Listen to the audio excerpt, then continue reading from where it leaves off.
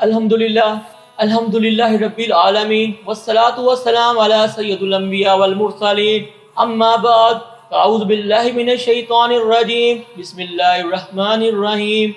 اسلام سے محبت کرنے والے نوجوانوں، آج میں آپ کو کسی جنگ کا واقعہ سنانے نہیں آیا، آج میں کسی بادشاہ کی فتوحات کے قصے سنانے نہیں آیا، آج میں کسی شہنشاہ کے محلوں اور تاج و تخت کی داستان سنانے نہیں آیا، آج میں آپ کو اس سفر کی داستان سنانے آیا ہوں جس کا مسافر زمین پر چلنے والا کوئی عام انسان نہیں تھا، جس کی منزل کوئی شہر، کوئی ملک، کوئی دنیا نہیں تھی۔ آج میں آپ کو کائنات کے سب سے عظیم سفر کی بات سنانے آیا ہوں، وہ سفر جس کا آغاز مکہ کی اس رات سے ہوا۔ آسمان بھی جیسے خاموش کھڑے تھے، زمین بھی اس عظیم لمحے کی گواہ بننے والی تھی جب اللہ کے محبوب حضرت محمد مصطفیٰ صلی اللہ علیہ وسلم کو ایسا شرف عطا ہونے والا تھا جس کا تصور بھی انسانی عقل سے باہر ہے۔ یہ سفر تھا معراج شریف کا سفر، لیکن معراج کا یہ سفر سننے سے پہلے ایک سوال اپنے دل سے پوچھو، آخر وہ کون تھے جن کے لیے زمین سے آسمان تک راستے کھول دیے گئے؟ وہ کون تھے جن کے استقبال کے لیے فرشتے کھڑے تھے؟ وہ کون تھے جن کے آنے پر انبیاء صفے باندھ کر منتظر تھے؟ وہ کون تھے جن کے لیے سدرۃ المنتہا بھی منزل نہ رہی؟ وہ کون تھے جنہیں اللہ نے اپنے بندوں میں سے منتخب فرمایا؟ وہ صرف اور صرف آپ کے اور میرے آقائے دو جہاں، آقائے کائنات، سرور کائنات حضرت محمد مصطفیٰ صلی اللہ علیہ وسلم تھے۔ محمد صلی اللہ علیہ وسلم وہ ہیں جن کے لیے آدم علیہ السلام نے دعا کی، جن کی آمد کی بشارت نوح علیہ السلام نے دی، جن کا انتظار ابراہیم علیہ السلام نے کیا، جن کی امت بننے کی تمنا موسیٰ علیہ السلام نے کی، جن کی خوشخبری عیسیٰ علیہ السلام نے سنائی، اور جن پر نبوت اپنے کمال کو پہنچی۔ وَمَا أَرْسَلْنَاكَ إِلَّا رَحْمَةً لِلْعَالَمِينَ، اور ہم نے آپ کو تمام جہانوں کے لیے رحمت بنا کر بھیجا۔ اللہ نے کسی نبی کو صرف ایک قوم کی طرف بھیجا، کسی کو صرف بنی اسرائیل کی طرف بھیجا، کسی کو ایک علاقے کی طرف بھیجا، لیکن جب محبوب صلی اللہ علیہ وسلم آئے تو فرمایا تمام جہانوں کے لیے رحمت، صرف انسانوں کے لیے ہی نہیں رحمت، فرشتوں کے لیے بھی رحمت، جنات کے لیے بھی رحمت، مومن کے لیے بھی رحمت، توبہ کرنے والے گناہگار کے لیے بھی رحمت، حتیٰ کہ دشمنوں کے لیے بھی رحمت۔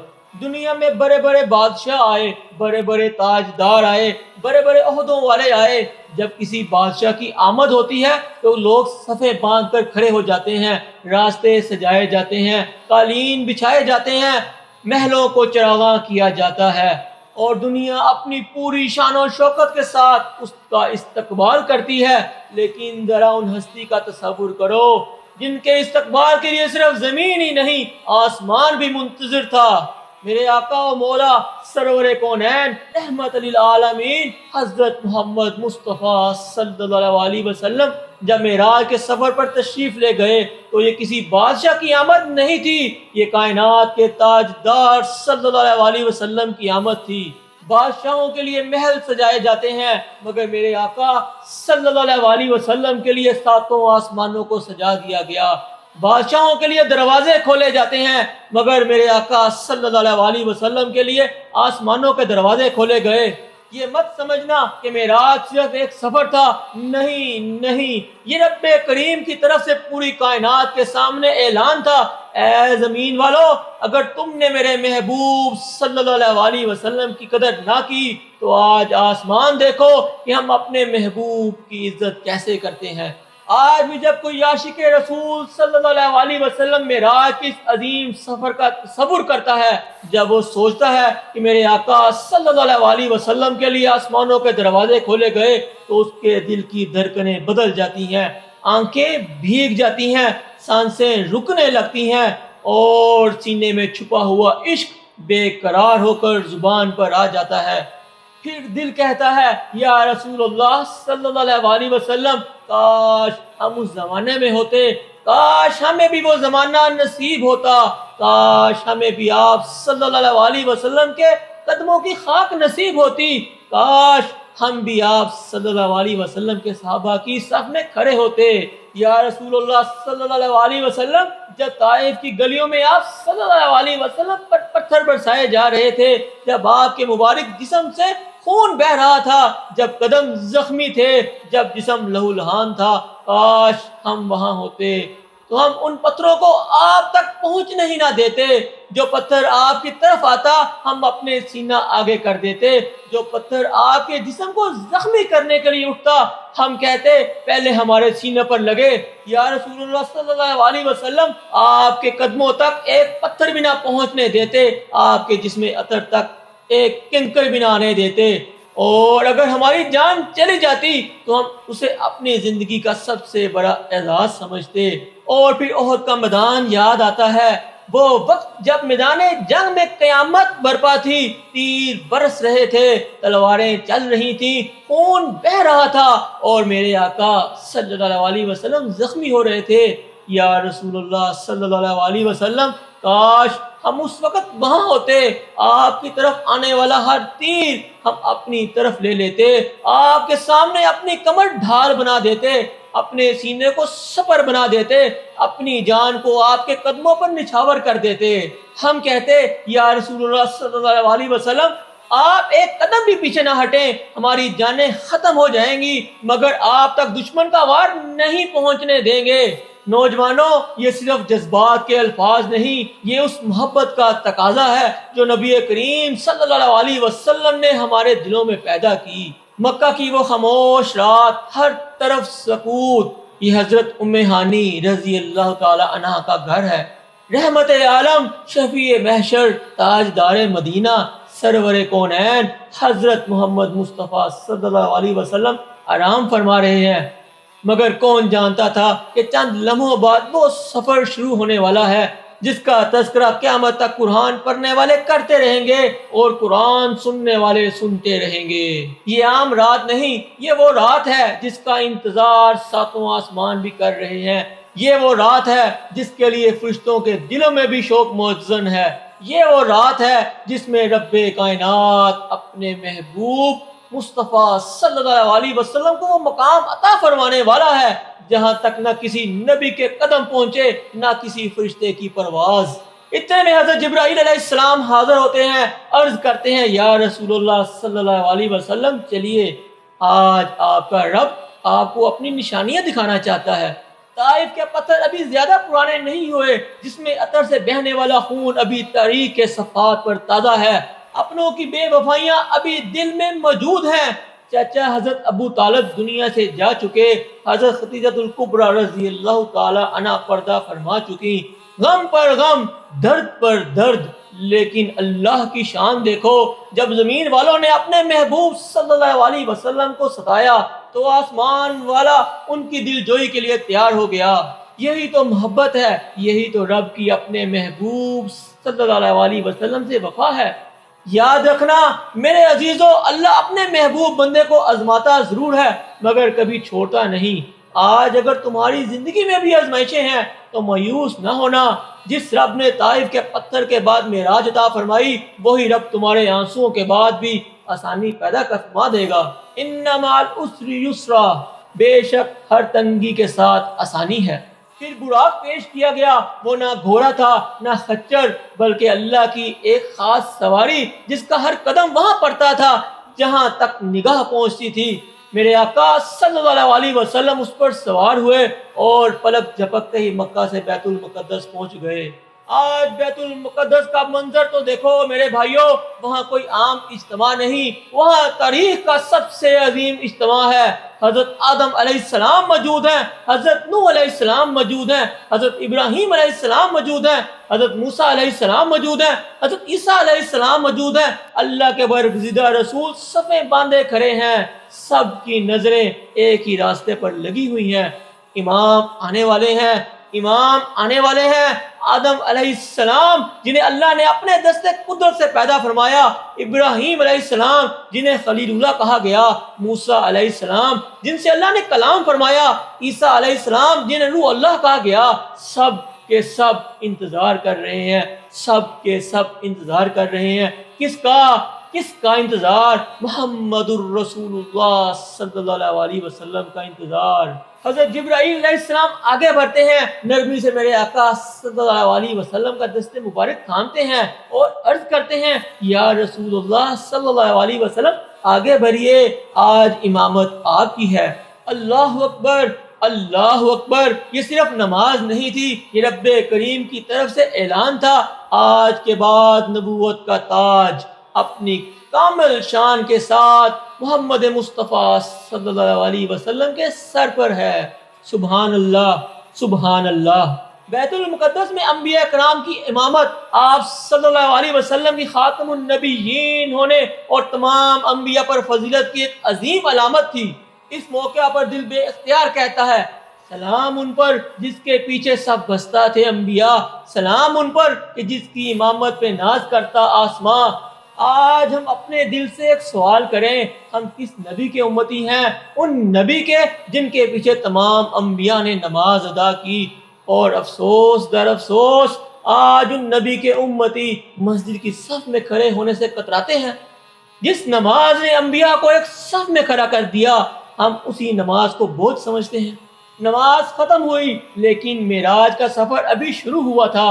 اب بیت المقدس کی زمین پیچھے رہ گئی اور آسمانوں کے دروازے سامنے تھے، وہ دروازے جنہیں نہ کسی بادشاہ نے دیکھا، نہ کسی فلسفی نے، نہ کسی سائنسدان نے، وہ دروازے جن پر فرشتے پہرا دے رہے تھے۔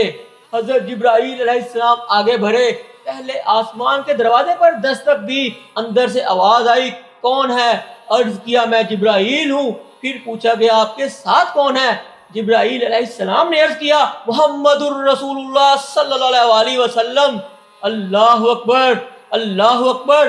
بس یہ سننا تھا کہ آسمان کا دروازہ ادب سے کھل گیا اور آوازیں آنے لگی مرحبا مرحبا، خوش آمدید خوش آمدید، اللہ کے محبوب خوش آمدید۔ جی ہاں، آج رب العالمین نے خود دعوت دی ہے۔ آج دنیا میں کوئی بادشاہ، کوئی بڑے عہدے والا، کوئی امیر دعوت کر دے تو ہر ایک کی کوشش ہوتی ہے کہ ہمیں بھی بلایا جائے، اور ہم خود دعوت مانگتے پھرتے ہیں۔ اور آج میرے نبی پاک صلی اللہ علیہ وسلم انہیں رب کائنات نے خود بلایا۔ یہ کسی بندے کی دعوت نہیں تھی، یہ رب کی دعوت تھی۔ اللہ اکبر، اللہ اکبر۔ پھر پہلے آسمان پر حضرت آدم علیہ السلام سے ملاقات ہوئی۔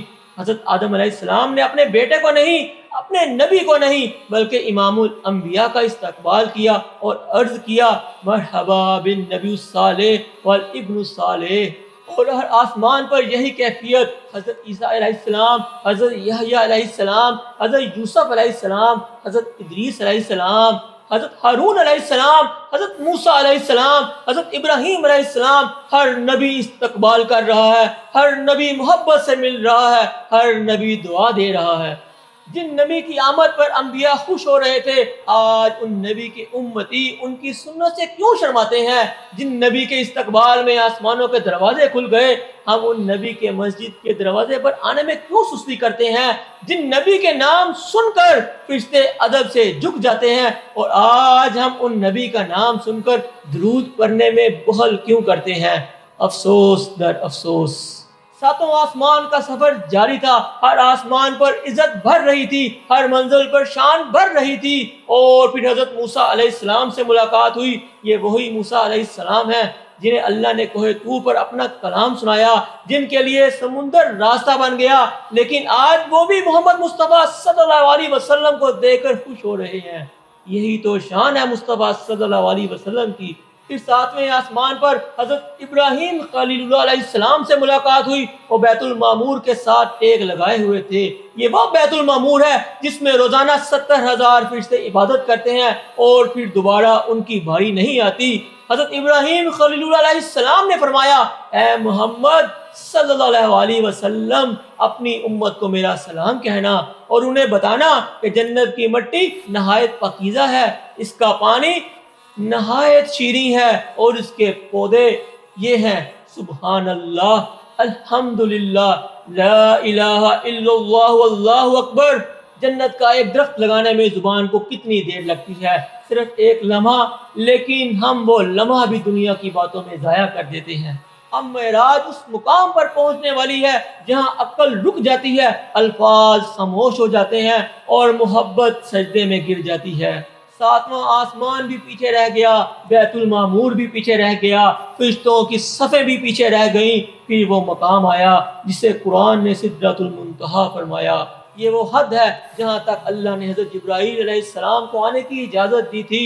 حضرت جبرائیل علیہ السلام جنہوں نے ہزاروں مرتبہ وحی لے کر زمین پر نزول فرمایا، جن کے 600 پر ہیں، جن کے ایک پر سے افق بھر جاتا ہے، اور وہ بھی وہاں آ کر رک گئے۔ ہاں میرے بھائیوں، وہ بھی وہاں آ کر رک گئے اور عرض کیا، یا رسول اللہ صلی اللہ علیہ وسلم، اب میں ایک قدم بھی آگے نہیں بڑھ سکتا، اگر میں اس حد سے آگے بڑھوں گا تو اللہ کے حکم سے جل جاؤں گا۔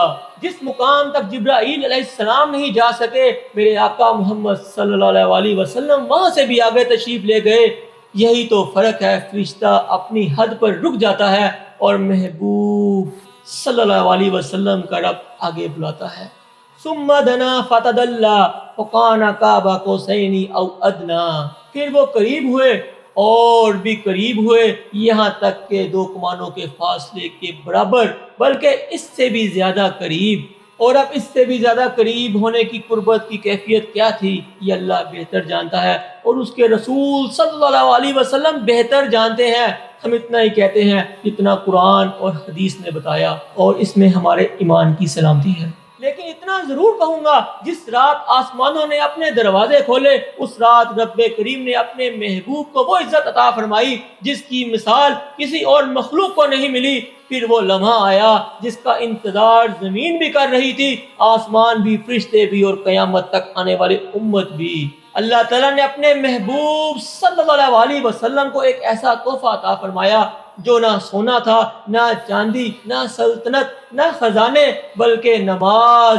ہاں میرے بھائیوں، نماز۔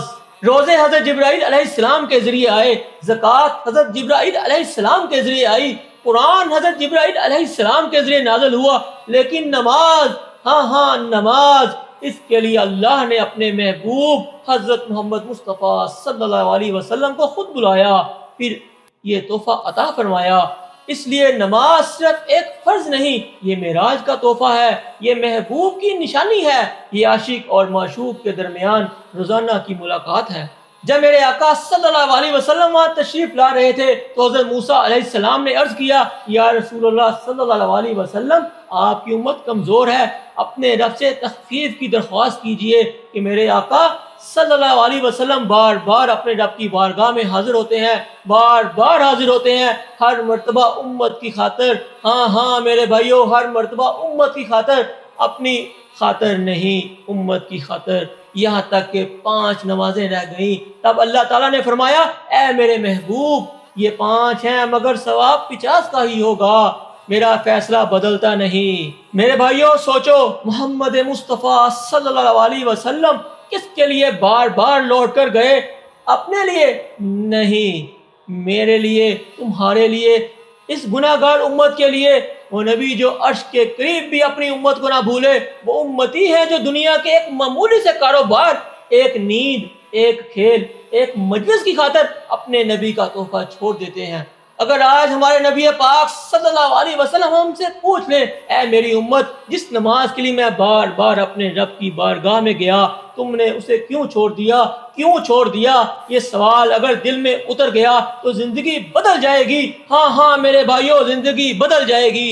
پھر حضرت محمد مصطفیٰ صلی اللہ علیہ وسلم رحمت عالم کو وہ مناظر دکھائے جا رہے ہیں جنہیں دیکھ کر ایک نبی کا دل امت کے غم میں بھر آیا۔ معراج کی رات اللہ تعالیٰ نے اپنے محبوب صلی اللہ علیہ وسلم کو جنت کی نعمتیں بھی دکھائیں اور بعض گنہگاروں کے عذاب کے مناظر بھی دکھائے تاکہ امت خبردار ہو جائے۔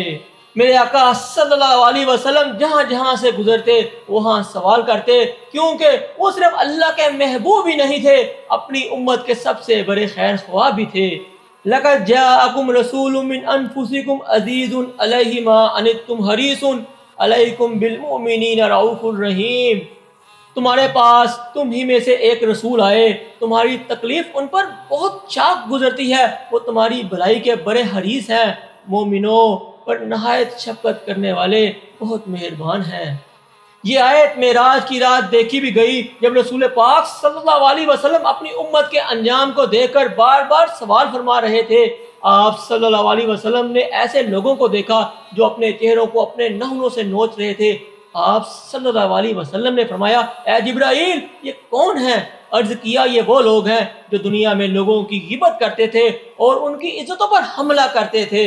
افسوس، آج ہر محفل میں، ہر گلی میں، ہر محلے میں، ہر گھر میں یہ گناہ عام ہے، اور ہم اس گناہ کو گناہ سمجھتے ہی نہیں، بلکہ ہم تو کہتے ہیں میں نے تو صرف سچ کہا تھا۔ نہیں، ہر سچ کہنا بھی جائز نہیں۔ کسی مسلمان کی عزت اللہ کے نزدیک بہت بڑی حرمت رکھتی ہے۔ حضرت عبداللہ بن عمر رضی اللہ تعالیٰ عنہ فرماتے ہیں، میں نے رسول پاک صلی اللہ علیہ وسلم کو خانہ کعبہ کا طواف کرتے ہوئے دیکھا۔ آپ صلی اللہ علیہ وسلم فرما رہے تھے، اے کعبہ، تو کتنا پاکیزہ ہے، تیری خوشبو کتنی پاکیزہ ہے، تو کتنا عظیم ہے، اور تیری حرمت کتنی عظیم ہے۔ قسم ہے اس ذات کی جس کے ہاتھ میں محمد صلی اللہ علیہ وسلم کی جان ہے، اللہ تعالیٰ کے نزدیک ایک مومن کی حرمت تجھ سے بھی زیادہ ہے، تجھ سے بھی زیادہ عظیم ہے، اس کے مال کی، اس کے خون کی، اور یہ کہ اس کے بارے میں صرف اچھا گمان رکھا جائے۔ پھر میرے آقا صلی اللہ علیہ وسلم نے سود خوروں کے عذاب کا منظر دیکھا۔ فَأَذَنُوا بِحَرْبٍ مِّنَ اللَّهِ وَرَسُولِهِ، اگر سود سے باز نہ ہو تو اللہ اور اس کے رسول کی طرف سے جنگ کا اعلان سن لو۔ یہ صرف کاروبار کا مسئلہ نہیں، یہ اللہ اور اس کے رسول صلی اللہ علیہ وسلم کے حکم کا مسئلہ ہے۔ پھر اللہ نے اپنے محبوب صلی اللہ علیہ وسلم کو جنت کے مناظر دکھائے، وہ جنت جس کے بارے میں سرکار صلی اللہ علیہ وسلم نے فرمایا کہ اللہ فرماتا ہے، میں نے اپنے نیک بندوں کے لیے وہ کچھ تیار کر رکھا ہے جسے نہ کسی آنکھ نے دیکھا، نہ کسی کان نے سنا، اور نہ کسی انسان کے دل میں اس کا خیال آیا۔ نہریں ہیں لیکن دنیا جیسی نہیں، وہاں درخت ہیں لیکن دنیا جیسے نہیں، وہاں خوشبو ہے لیکن دنیا کی خوشبو اس کے سامنے کچھ بھی نہیں، وہاں غم نہیں، وہاں بڑھاپا نہیں، وہاں جدائی نہیں، وہاں جنازے نہیں، وہاں موت نہیں، وہاں بیماری نہیں۔ میرے نبی پاک صلی اللہ علیہ وسلم جنت دیکھ رہے ہیں، جنت کی نعمتیں سامنے ہیں، لیکن ان کا دل اپنی امت میں لگا ہوا ہے، کیونکہ وہ جانتے تھے اس امت میں ایسے بھی ہوں گے جو ان نعمتوں تک پہنچ جائیں گے، اور ایسے بھی ہوں گے جو اپنی غفلت سے خود کو محروم کر لیں گے۔ یہی وجہ ہے کہ پوری زندگی آپ صلی اللہ علیہ وسلم کی دعا تھی، امتی امتی امتی امتی۔ آج اگر ہم واقعی اپنے نبی پاک صلی اللہ علیہ وسلم سے محبت کرتے ہیں تو محبت صرف نعرے سے ثابت نہیں ہوتی، محبت سنت سے ثابت ہوتی ہے، محبت نماز سے ثابت ہوتی ہے، محبت قرآن سے تعلق جوڑ لینے سے ثابت ہوتی ہے، محبت سچائی سے ثابت ہوتی ہے، محبت حلال روزی سے ثابت ہوتی ہے، محبت گناہوں کو چھوڑ دینے سے ثابت ہوتی ہے، محبت اس بات سے ثابت ہوتی ہے کہ جب دنیا اور رسول پاک صلی اللہ علیہ وسلم کی سنت میں سے ایک کو چننا ہو تو انسان اپنے نبی پاک صلی اللہ علیہ وسلم کو چن لے۔ قیامت کے دن ہم حوض کوثر پر کھڑے ہوں گے تو کیا ہم چاہتے ہیں کہ ہمارے نبی پاک صلی اللہ علیہ وسلم مسکرا کر فرمائیں یہ میری امت ہے، یا پھر ہم اپنی غفلت کی وجہ سے، دنیا میں سنتیں چھوڑ دینے کی وجہ سے پھر سے ہمیں وہاں سے دھکیل دیں؟ قیامت کا میدان ہے، سورج سروں پر ہے، ہر انسان اپنی فکر میں ہے، کوئی باپ بیٹے کو نہیں پہچان رہا، کوئی ماں اپنے لال کو نہیں ڈھونڈ رہی، ہر طرف ایک ہی آواز ہے، نفسی نفسی نفسی نفسی، یا اللہ میری جان بچا، یا اللہ میری جان بچا۔ لیکن ایک آواز ایسی بھی ہے جو آج بھی امت کے لیے ہے، امتی امتی امتی امتی، یا اللہ میری امت کو بچا، یا اللہ میری امت کو بچا۔ آواز ہے ہمارے نبی پاک صلی اللہ علیہ وسلم کی۔ دنیا میں بھی امت کی فکر، قبر میں بھی امت کی فکر، محشر میں بھی امت کی فکر، پل صراط پر بھی امت، حوض کوثر پر بھی امت، شفاعت کے وقت بھی امت۔ آخر یہ کیسی محبت ہے؟ ہاں میرے بھائیوں، یہ کیسی محبت ہے جو اپنی زندگی میں بھی امت کے لیے روئے، جن کے قدم خون میں ڈوبے تھے تب بھی بدوا نہ دی، جن پر پتھر برسائے گئے تب بھی فرمایا اے میرے اللہ میری قوم کو ہدایت دے، یہ نہیں جانتے، یہ نہیں جانتے۔ اور معراج کی رات جب اللہ تعالیٰ نے انہیں اپنے عظیم نشانیوں کا مشاہدہ کروایا تب بھی ان کے دل میں امت کی فکر تھی۔ میرے بھائیوں، میرے عزیزوں، آپ خود اپنے آپ سے سوال کرو، ہم نے اپنے نبی پاک صلی اللہ علیہ وسلم کے ساتھ کیا کیا؟ وہ نبی جنہوں نے ہمارے لیے راتیں جا کر گزاری اور ہم نے سنت چھوڑ دی، وہ نبی جنہوں نے ہماری مغفرت کے لیے دعائیں کی اور ایسی دعا تپتے صحرا چلملاتی دھوپ میں 6 گھنٹے ہاتھ اٹھا کر دعائیں کی، اور آج ہم نے نماز چھوڑ دی جن نبی نے ہمارے لیے رب کے حضور بار بار عرض کی، ہم نے ان کی تعلیمات کو دنیا کے چند فائدوں پر قربان کر دیا۔ اللہ اکبر، اللہ اکبر۔ آج اگر مدینہ منورہ روضہ رسول صلی اللہ علیہ وسلم پر حاضری کا بلاوا آئے تو کون ہے جو دور نہ پڑے؟ کون ہے جو اپنے گھر میں بیٹھا رہے؟ کون ہے جو کہے مجھے فرصت نہیں؟